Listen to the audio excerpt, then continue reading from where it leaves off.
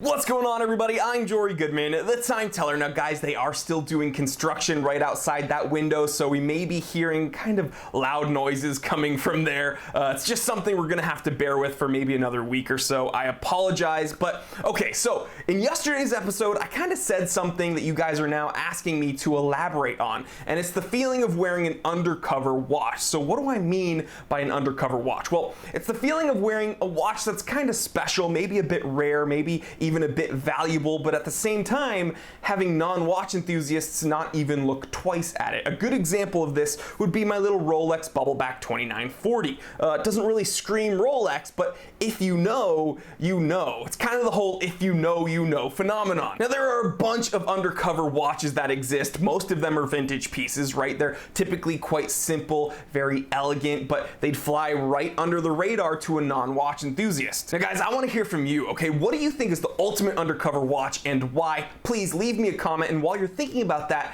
I actually made a list of 5 awesome undercover watches that are super elegant, pretty rare, pretty sought after, and honestly pretty valuable, but again, they'd fly totally under the radar to someone who doesn't know. It's 1:12 p.m.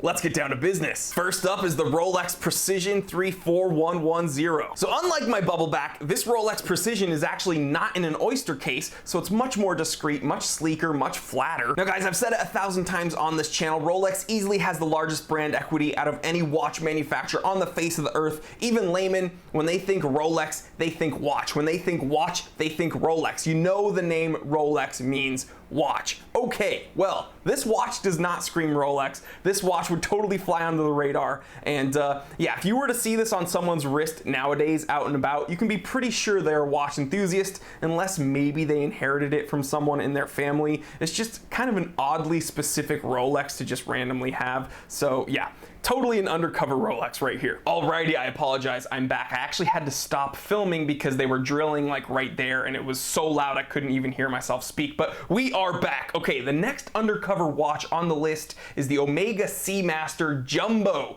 2505. Yes, okay, I've said it a million times. These vintage Omegas, just immense bang per buck, right? Immense value. It's just the simplest way for an enthusiast to get into maybe their first luxury watch or their first Swiss piece. And the best part about these vintage Omegas is that they're very simple and very elegant. Now, these 2505s, they're a bit different, okay? They're still simple, still very elegant, but they're incredibly sought after because they're referred to as jumbos, all right? So their cases are typically around 39 millimeters, which is really, really big, really jumbo when you consider the watches of the time, right? In the 1960s, watches weren't typically that large. So if you have a vintage Omega Seamaster Jumbo, it's a pretty cool watch and a very, very sought after watch, but again, most people wouldn't know. Which makes the Omega Seamaster 2505 a definite undercover watch. All right, next up, you guys probably knew I'd be adding this one to the list, my Grand Seiko J14070, a beautiful, beautiful watch that I'm super happy to have in my collection. That's actually the watch that in yesterday's episode got us talking about the whole undercover thing, and it's a very important watch orologically, right? It's the first Japanese chronometer grade watch. It's the first Grand Seiko ever made. It's super sought after, super rare, honestly quite valuable, but again, if you don't know, you wouldn't really look twice at it. They're hammering right now. Do you hear it?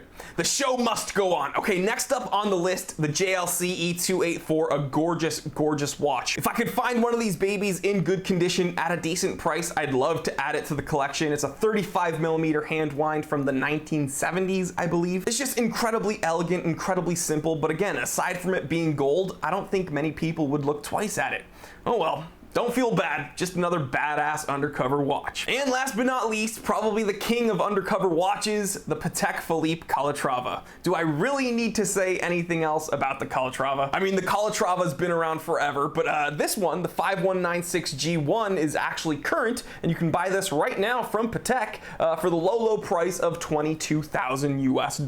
37 millimeters, hand wind, white gold, super sleek, super simple, super elegant, super undercover. And there you have it, guys. My top 5 picks for Undercover watches, but what would you pick? Okay, let me know. Leave me a comment. Maybe we're on the same wavelength here. All right, guys. Well, thank you so much for stopping by. I want to remind you that I've added more watches to the Time Teller shop, so click that link, check it out. It really does help out the channel. And if you're new here, I want to thank you for stopping by. I want to urge you to consider clicking that subscribe button. It takes 1 second and it helps me out a ton. While you're at it, you can go ahead and click that little bell icon so you do not miss an episode of the Time Teller. There's just so much more awesome content on the way, and you don't want to miss it. I'm telling you guys, please like, comment, and subscribe. Share this with other watch enthusiasts, other people that you think would enjoy this. I'm Jory Goodman, the Time Teller, and always remember, I didn't invent time.